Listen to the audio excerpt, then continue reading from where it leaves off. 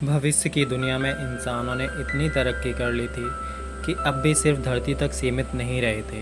कई नए ग्रहों पर इंसानों की बस्तियां बस चुकी थीं।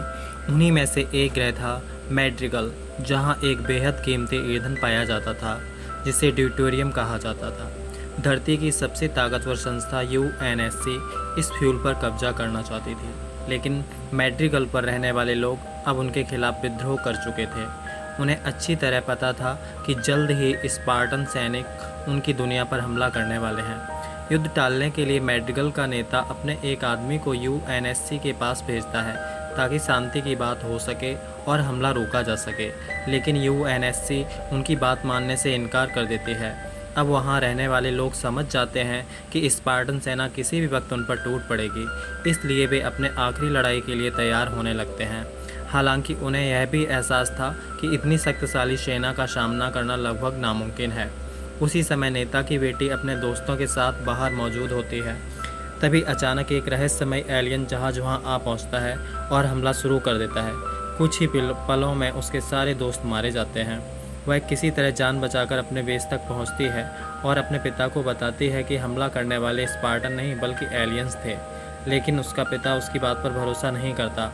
तभी वे एलियंस सीधे बेस पर हमला कर देते हैं और वहां मौजूद लगभग सभी लोगों को ख़त्म कर देते हैं। इसी दौरान यूएनएससी की स्पार्टन टीम भी वहां पहुंच जाती है। वे एलियंस से लड़ते हुए कई लोगों को बचाने की कोशिश करते हैं और एक एक करके दुश्मनों को ख़त्म कर देते हैं, लेकिन तब तक बहुत देर हो चुकी होती है। पूरे ग्रह पर सिर्फ नेता की बेटी ही जिंदा बचती है।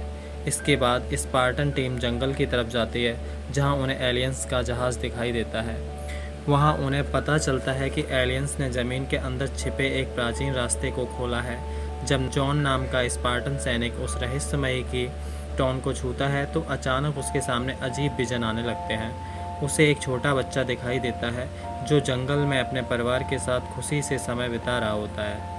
जैसे ही जॉन उस पत्थर से हाथ हटाता है, सारे विजन गायब हो जाते हैं। इसके बाद कहानी हमें यूएनएससी के मुख्यालय में ले जाती है, जो धरती पर नहीं बल्कि रीच नाम के ग्रह पर मौजूद था। अब इंसान कई ग्रहों पर फैल चुके थे।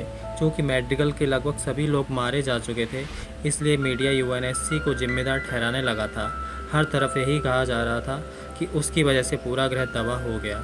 यूएनएससी की एडमिरल आदेश देती है कि मैड्रिगल के नेता की बेटी को उनके सामने लाया जाए ताकि वह मीडिया के सामने सच बताए कि स्पार्टन सैनिक लोगों को बचाने आए थे और हमला एलियंस ने किया था। अगर ऐसा नहीं हुआ तो बाकी ग्रह भी यूएनएससी के खिलाफ खड़े हो जाएंगे। दूसरी तरफ एलियंस की दुनिया दिखाई जाती है जहां उनके पास एक इंसानी लड़की भी मौजूद होती है जिसका नाम मिकी है। एलियंस का नेता उसे बताता है कि जब जॉन ने कीस्टोन को छुआ तो वह उसी तरह सक्रिय हो गया जैसे मैकी ने के छूने पर हुआ करता था। दरअसल मैकी इंसानों से नफरत करती थी क्योंकि उसने अपने करीबियों को इंसानों की वजह से खो दिया था। उसी समय एलियंस ने उसे बचाया था, इसलिए अब वह उन्हीं के साथ रहती है। यहीं यह भी पता चलता है कि एलियंस खास तौर पर उसी की स्टोन को हासिल करने के लिए मैड्रिगल पहुंचे थे। वापस यूएनएससी में कमांडर मिरांडा उस लड़की से मिलने जाती है और उससे कहती है उसे मीडिया के सामने यह बयान देना होगा कि एलियंस ने हमला किया था और स्पार्टन सैनिकों ने उन्हें बचाने की कोशिश की थी। लेकिन लड़की साफ कह देती है वह ऐसा तभी करेगी जब यूएनएससी हमेशा के लिए उसके ग्रह को छोड़ दे और उन्हें आज़ादी दे दे। वह धमकी देती है कि अगर उनकी बात नहीं मानेगी तो वह सबको बता देगी कि यूएनएससी ने उसके लोगों को बर्बाद कर दिया और उसे ज़बरदस्ती कैद करके रखा है। उसकी बात सुनकर मिरांडा मजबूर हो जाती है। उधर जॉन मिरांडा की मां से मिलने जाता है जो एक वैज्ञानिक थी। वह उसे बताता है कि जब उसने कीस्टोन को छुआ तो उसे एक बच्चे की यादें दिखाई दी। यह सुनकर वैज्ञानिक चौंक जाती है क्योंकि वह सच जानती थी। असल में उसी ने जॉन की पुरानी यादों को मिटा दिया था। वह जॉन को चेतावनी देती है उसे उस पत्थर से दूर रहना होगा क्योंकि अगर उसकी सारी यादें वापस आ गईं तो सब कुछ बदल सकता है। इसके बाद जॉन स्पेसशिप में मुख्यालय की ओर लौट रहा होता है और उसके साथ वही लड़की भी होती है, लेकिन यूएनएससी के कुछ नेता फैसला कर चुके थे कि उस लड़की को ख़त्म कर देना चाहिए क्योंकि वह उनके लिए खतरा बन चुकी थी। उसे मारने के आदेश जारी कर दिए जाते हैं।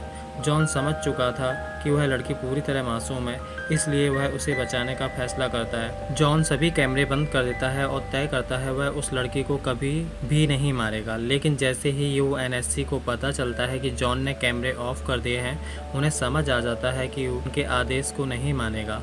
जब उसका स्पेसशिप हेडक्वार्टर के करीब पहुंचता है तो यूएनएससी का उस जहाज़ को क्रैश करवा देती है।